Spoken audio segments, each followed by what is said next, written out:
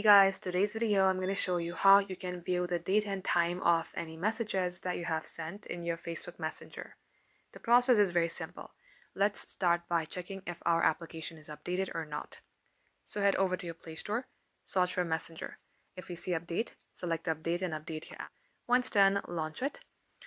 And likewise, you may go ahead and send any messages.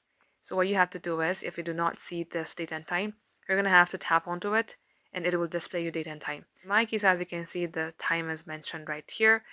And if the message gets like 2 days or 3 days older, the date will be visible itself.